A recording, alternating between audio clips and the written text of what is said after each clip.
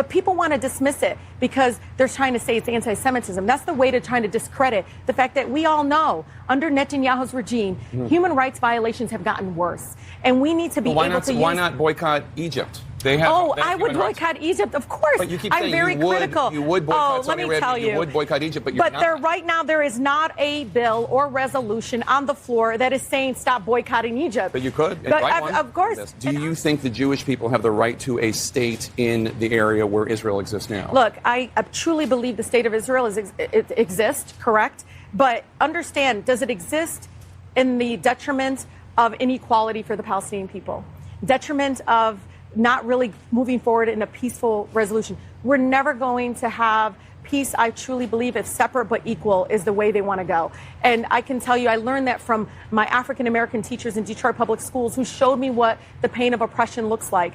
We're not going to have peace if we don't understand that we are dehumanizing Palestinians every single day when we choose Israel over their rights. But yes or no, does Israel have a right to exist? Oh, of course. Okay. But just like Palestinians have a right to exist, Palestinians also have a right to human rights. We can't say one or the other. We have to say it in the same breath, or we're not going to actually have a peaceful resolution. As in all diplomacy, truly pursuing peace isn't just about punishing bad behavior.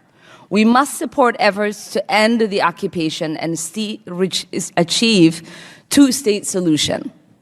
I believe firmly that the path to peace does not lie in a violent means. As Martin Luther King Jr. said, peace is not merely a distant goal that we seek, but a means by which we arrive at that goal. We should condemn in the strongest terms violence that perpetuates the occupation, whether it is perpetuated by Israel, Hamas, or individuals. But if we are going to condemn violent means of resisting the occupation, we cannot also condemn nonviolent means. We cannot simultaneously say we want peace, then openly oppose peaceful means to hold our allies accountable. It is precisely when people feel hopeful, when people feel that nonviolence does not work, that their voices won't be heard, that they turn towards violence. This week, I introduced a resolution with civil rights leader, our colleague, John Lewis, and Rashida Tlaib, who know the importance of nonviolence movements. It recognizes the proud history of boycott movements in this country dating back to the Boston Tea Party. We should honor these movements and that history. And we should honor our commitment to the principles that say we must hold our friends to the same standards as we hold our adversaries. I understand and appreciate the bipartisan nature and history of this committee. In fact, there are two bills today that I am co-sponsoring with Republicans. And I have co-sponsored the Sri Lankan resolution with Mr. Ms. Johnson, and the resolution with Mr. Zeldin. I am also proud to sponsor Mr. Lowenthal's resolution that we just voted on, and excited that every single person was on board on our side. I will not be supporting the en bloc package today. Mr. Chairman, I thank you, and I yield back.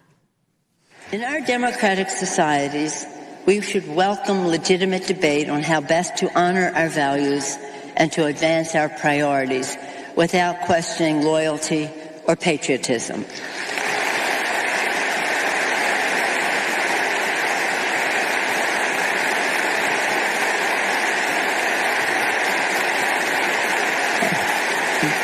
This month, the full House came together to condemn the anti-Semitic myth of dual loyalty and all forms of bigotry with a resolution that, quote, rejects the perpetuation of anti-Semitic stereotypes in the United States and around the world, including the pernicious myth of dual loyalty and foreign allegiance, especially in the context of support for the United States-Israel alliance.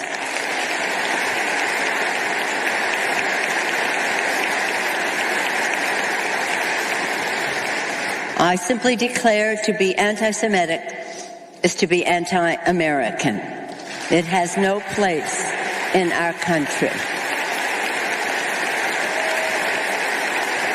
We must also be vigilant against bigoted or dangerous ideologies masquerading as policy, and that includes BDS.